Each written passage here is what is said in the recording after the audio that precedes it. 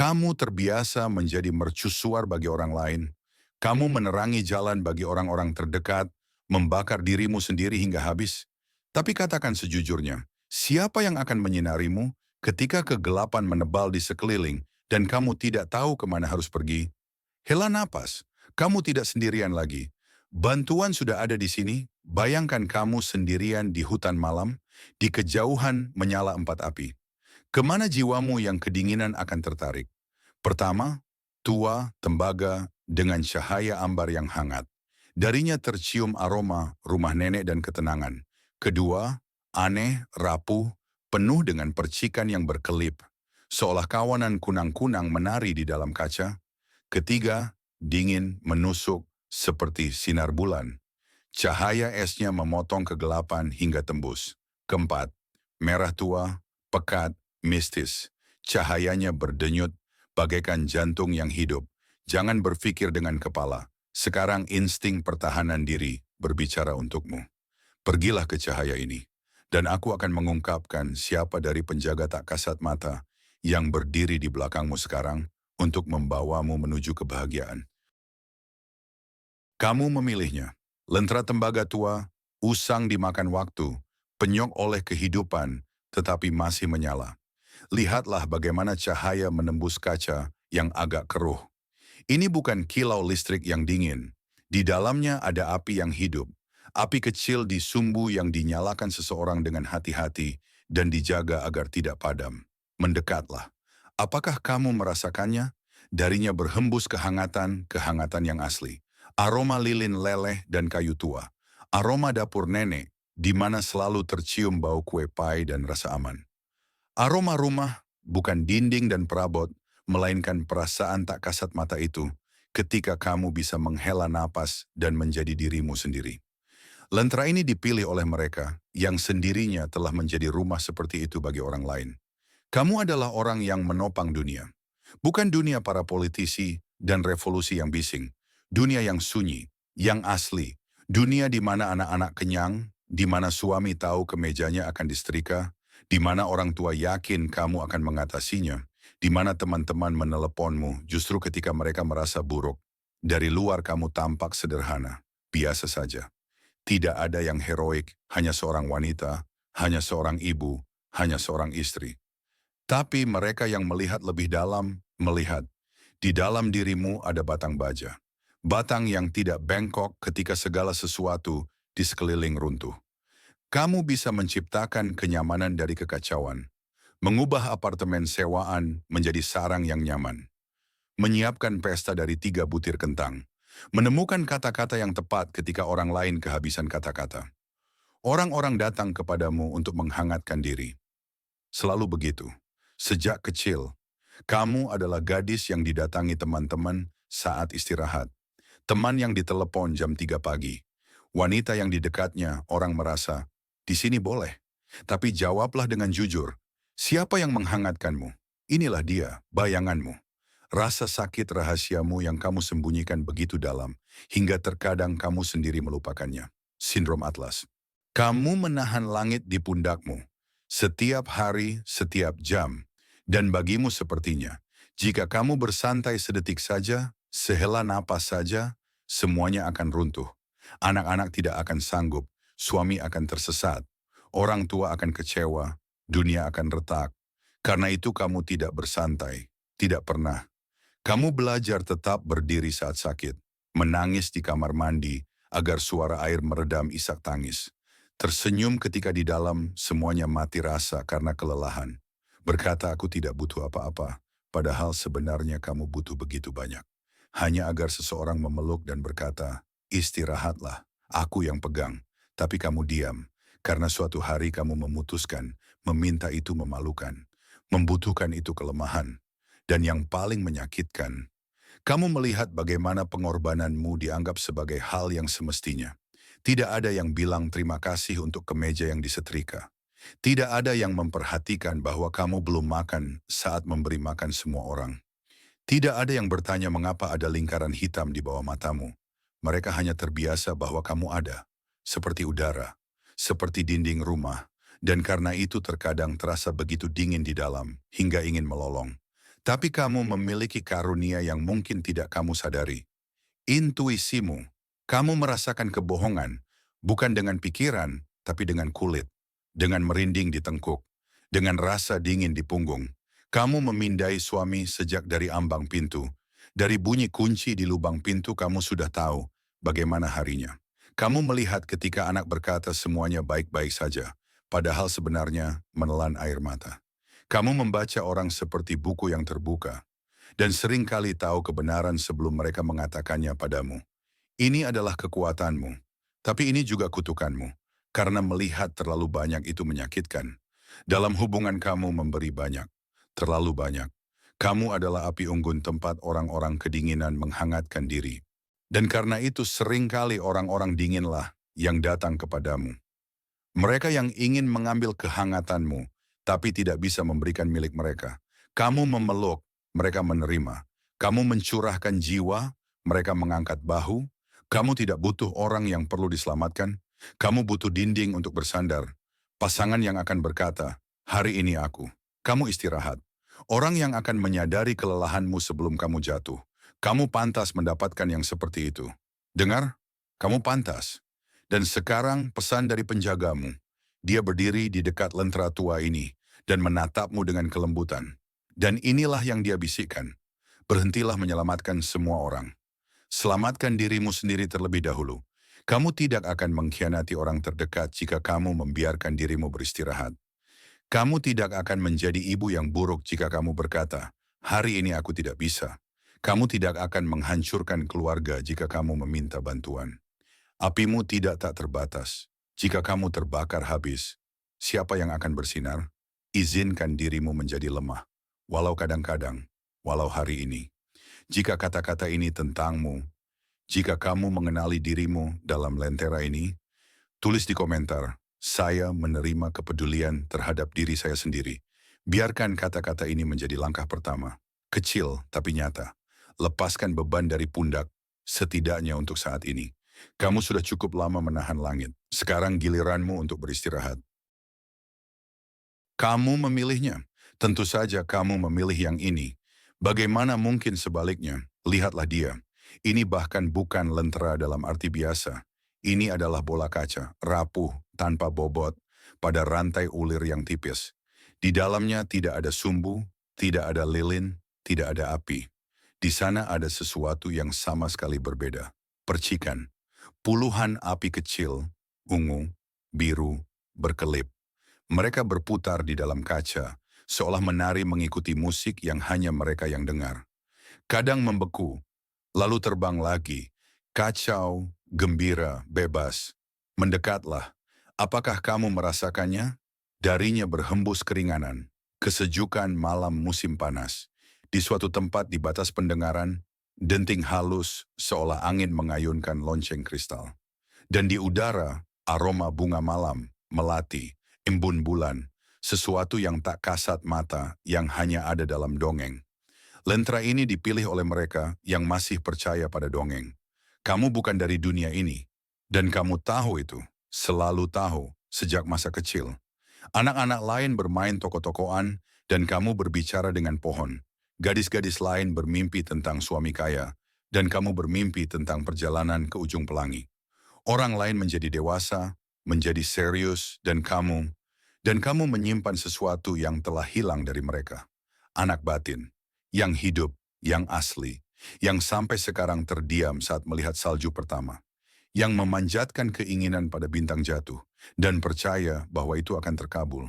Yang merasakan keajaiban di hari Selasa yang biasa. Kamu melihat keindahan di tempat orang lain hanya melihat kotoran. Bagimu pintu tua yang terkelupas adalah portal ke dalam sejarah. Retakan di aspal adalah peta tanah yang belum terjamah. Lagu acak di headphone adalah pesan semesta. Dunia bagimu hidup, bernapas, penuh dengan tanda dan keajaiban. Dan ini adalah karuniamu. Tapi karunia ini memberimu begitu banyak rasa sakit. Inilah dia, bayanganmu. Luka rahasiamu yang masih berdarah sampai sekarang. Turunlah dari awan, jadilah lebih serius. Berhenti melayang dalam fantasi. Kamu seperti anak kecil. Berapa kali kamu mendengar ini? Berapa kali kata-kata ini dari orang tua, guru, suami, teman, menancap di hati seperti jarum es. Mereka tidak ingin melukai, mereka ingin membantu, membuatmu normal, mendaratkanmu. Tapi bagimu mendarat berarti mati. Kamu sakit secara fisik karena kekasaran dunia ini, karena ketidaksopanan dalam antrean, karena lelucon sinis, karena orang-orang yang lupa caranya terkejut. Kamu merasakannya dengan seluruh tubuh, seolah ada yang menggores kaca dengan paku berkarat dari dalam. Dan karena itu kamu belajar bersembunyi ke dalam buku, ke dalam film, ke dalam musik, ke dalam dunia batinmu, di mana naga dan satria masih ada, di mana kebaikan mengalahkan kejahatan, di mana cinta itu nyata, bukan karena perhitungan. Kamu pergi ke sana ketika kenyataan menjadi terlalu abu-abu, terlalu berat, terlalu pengap. Mereka menyebutnya eskapisme, pelarian, dan aku menyebutnya bertahan hidup. Intuisimu bekerja tidak seperti orang lain. Kamu tidak butuh kartu dan ritual. Semesta berbicara denganmu secara langsung, melalui mimpi yang kemudian menjadi kenyataan. Melalui lagu acak yang berisi jawaban atas pertanyaan yang tidak diajukan. Melalui angka di jam yang berulang terlalu sering untuk disebut kebetulan. Kamu menangkap tanda di mana-mana. Dan itu nyata. Itu bukan karangan, bukan fantasi. Itu saluran khusus hubunganmu dengan sesuatu yang lebih besar. Dengan sesuatu yang tidak bisa disentuh, tapi bisa dirasakan. Percayalah pada hal itu. Bahkan ketika logika berteriak omong kosong, mimpimu tahu lebih banyak daripada akalmu. Dalam cinta kamu tidak butuh stabilitas.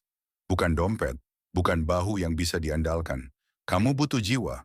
Orang yang dengannya bisa diam dan saling memahami. Yang dengannya bisa bicara sampai pagi tentang makna hidup. Yang akan mengirimimu lagu, dan itu akan lebih tepat dari 1000 kata.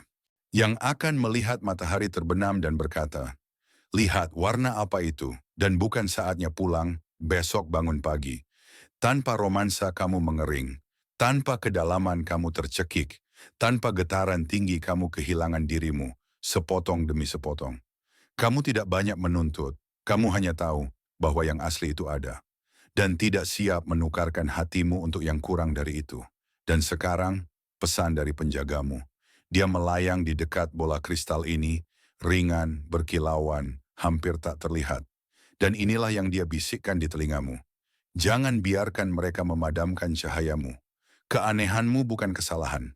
Itu fitur. Kelainanmu bukan kelemahan. Itu karunia. Dunia penuh dengan orang yang lupa caranya bermimpi, yang kehilangan hubungan dengan keajaiban, yang tidak lagi melihat percikan, tapi kamu melihat. Dan itu membuatmu bukan tidak normal. Itu membuatmu langka. Jangan mencoba menjadi seperti semua orang, jangan mendarat, jangan padamkan percikanmu demi kenyamanan orang lain. Dunia mencoba mematahkanmu, tapi tidak bisa. Kamu masih di sini, masih percaya, masih merasakan sihir. Ini adalah kemenanganmu. Jika kata-kata ini tentangmu, jika kamu mengenali dirimu dalam percikan yang berkelip ini, tulis di komentar, saya percaya pada keajaiban. Biarkan kata-kata ini menjadi mantra. Kata Sandi, kunci yang akan membuka pintu bagi keajaiban nyata dalam hidupmu.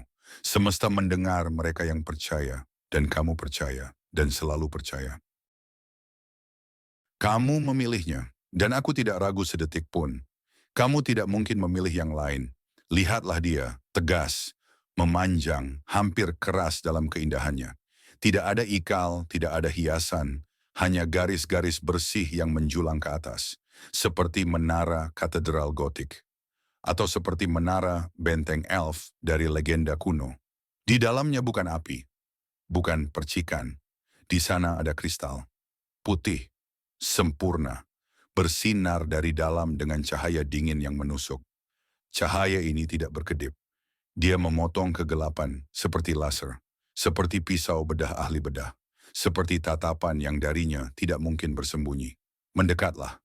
Apakah kamu merasakannya? Di sini tidak ada kehangatan. Di sini ada yang lain. Aroma ozon setelah badai petir. Aroma udara pegunungan saat fajar. Aroma kebersihan mutlak yang berdenting. Rasa dingin itu yang menjalar di kulit ketika kamu tiba-tiba memahami sesuatu yang penting. Lentera ini tidak menghibur, dia menerangi. Dan kamu memilihnya karena kamu juga sama. Kamu tidak mencari penghiburan, kamu mencari kebenaran, sementara orang lain ingin kepala mereka diusap dan dibilang semuanya akan baik-baik saja. Kamu ingin tahu bagaimana sebenarnya, bahkan jika kebenaran itu tajam, bahkan jika itu melukai. Kamu lebih memilih obat pahit daripada kebohongan manis. Kamu adalah manusia Röntgen.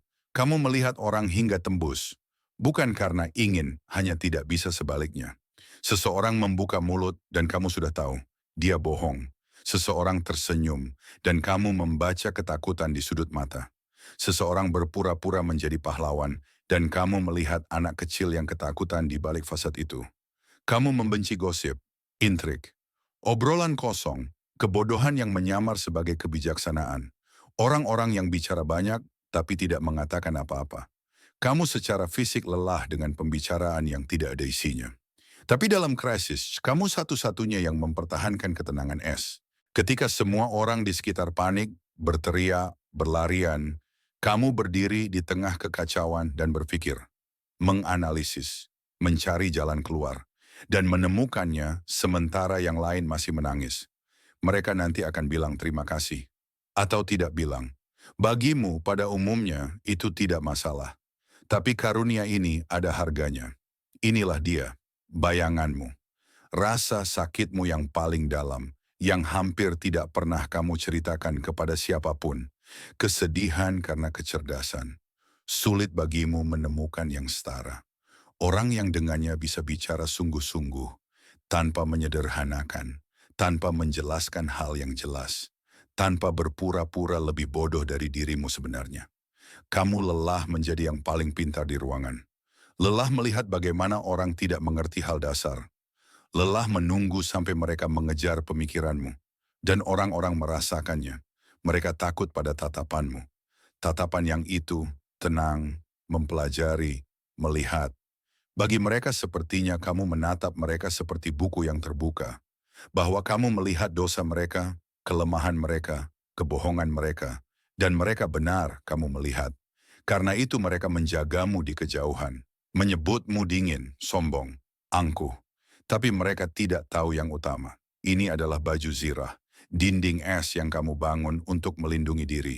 Karena di dalam, kamu terluka sama seperti semua orang. Mungkin bahkan lebih kuat.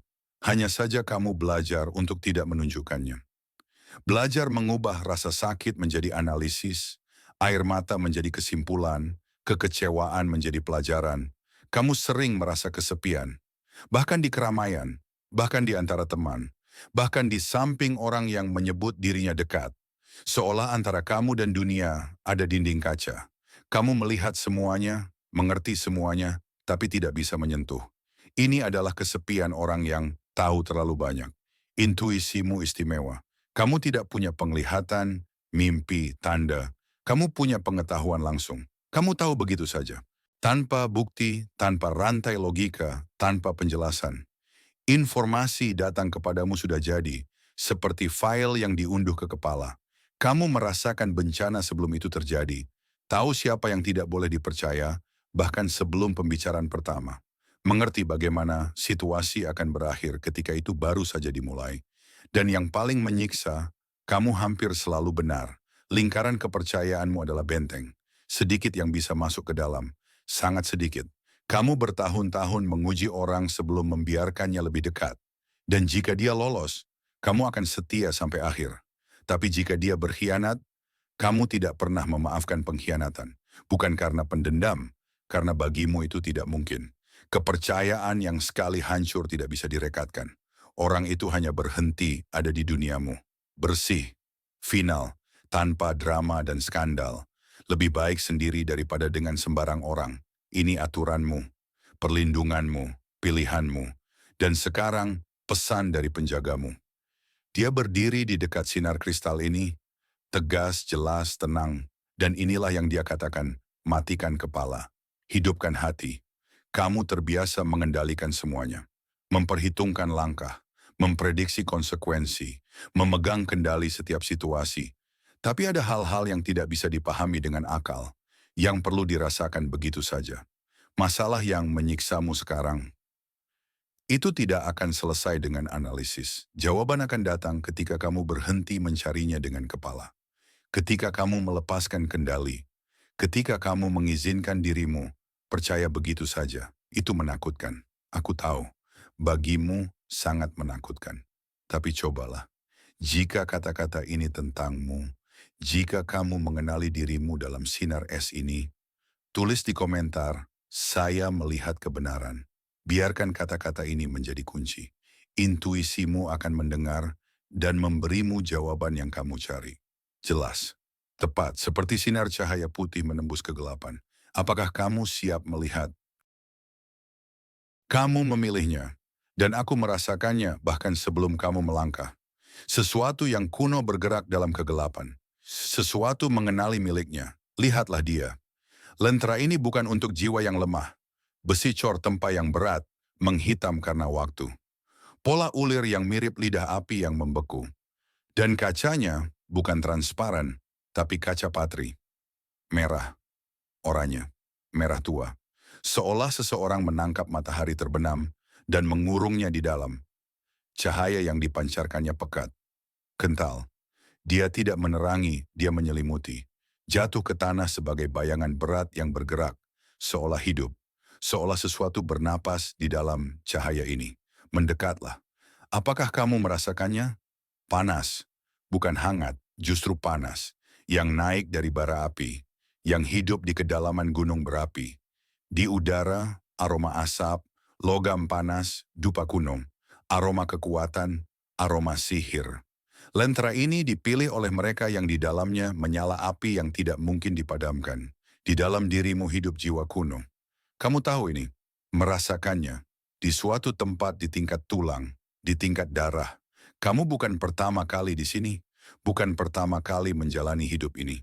Di balik matamu ada berabad-abad. Perang, cinta, kehilangan, kelahiran kembali. Semua ini pernah ada, semua ini milikmu. Kamu telah melewati neraka, mungkin tidak hanya sekali. Ada saat-saat ketika tampaknya, selesai, tamat, tidak ada jalan lagi. Ketika hidup membakarmu hingga habis. Ketika dari dirimu yang dulu hanya tersisa abu. Tapi kamu bangkit, setiap kali kamu bangkit. Membersihkan abu dari sayap dan berjalan terus. Bukan karena tidak sakit, karena kamu adalah Phoenix. Kamu tidak bisa tetap mati. Api yang membakarmu, dia jugalah yang membangkitkanmu kembali. Dan orang-orang merasakannya. Kamu memiliki magnetisme yang tidak bisa dijelaskan. Pria menatapmu dan tidak bisa memalingkan pandangan. Mereka tertarik padamu seperti ngengat ke nyala api. Tapi mereka juga takut karena merasa kamu bisa membakar. Kamu berbahaya, kamu terlalu terang, terlalu kuat, terlalu hidup. Tapi kekuatan ini adalah rasa sakitmu yang paling dalam. Inilah dia, bayanganmu. Apa yang kamu diamkan bahkan saat sendirian dengan dirimu. Kamu takut pada kekuatanmu sendiri. Kamu tahu apa yang mampu kamu lakukan. Tahu bahwa dengan satu kata kamu bisa menghancurkan orang. Dengan satu tatapan, membuat berlutut. Dengan satu keputusan, membakar jembatan sehingga bahkan abunya tidak tersisa. Dan karena itu kamu diam, bersabar, menahan di dalam apa yang ingin keluar. Tersenyum ketika ingin berteriak, setuju ketika ingin menghancurkan. Kamu belajar menjadi kecil, nyaman, aman, karena tahu bahwa jika kamu mengeluarkan apa yang hidup di dalam dirimu ada gunung berapi tidur. Kamu merasakannya setiap hari, tekanan di dada ini, panas yang naik ke tenggorokan ini, suara yang berbisik, cukup bersabar, cukup berpura-pura. Biarkan aku keluar, tapi kamu takut karena pernah mengeluarkannya. Dan ingat bagaimana itu berakhir. Kamu merasa sempit dalam hidup ini, dalam hubungan ini, dalam peran yang kamu mainkan ini. Seolah kamu dimasukkan ke dalam kotak yang terlalu kecil. Dan setiap hari kamu merasa bagaimana dindingnya menekan tulang rusuk. Intuisimu adalah sihir nyata, bukan metafora, bukan kata indah. Sihir, keinginanmu terkabul, kadang sangat cepat hingga menakutkan. Kamu memikirkan seseorang dan dia menelepon. Kamu menginginkan sesuatu dengan segenap hati dan itu datang. Kamu membayangkan sesuatu secara detail dan itu terwujud. Tapi ketakutan juga begitu. Kamu takut akan sesuatu dan itu terjadi. Kamu marah pada seseorang dan hal buruk terjadi padanya. Kamu menyadari ini terlalu sering untuk dianggap kebetulan. Dan ini yang paling menakutkanmu. Kamu bisa menyembuhkan. Tanganmu kadang panas, kamu tahu perasaan ini. Di dekatmu orang merasa lebih baik, lebih ringan, lebih terang. Tapi kamu juga bisa menghancurkan. Dan kamu juga tahu ini. Dalam hubungan, kamu butuh raja. Bukan pangeran berkuda putih. Bukan anak laki-laki yang perlu diselamatkan. Bukan pria yang akan menatapmu dari bawah ke atas dengan kekaguman dan ketakutan. Kamu butuh yang setara, atau lebih kuat, yang tahan terhadap apimu dan tidak terbakar, yang akan menatap matamu dan tidak memalingkan pandangan, yang akan berkata, "Aku melihat kegelapanmu, dan aku tidak pergi kemana-mana, karena yang lemah, kamu tekan, tidak sengaja, hanya saja energimu terlalu kuat. Di dekatmu mereka meredup, tersesat, menjadi bayangan.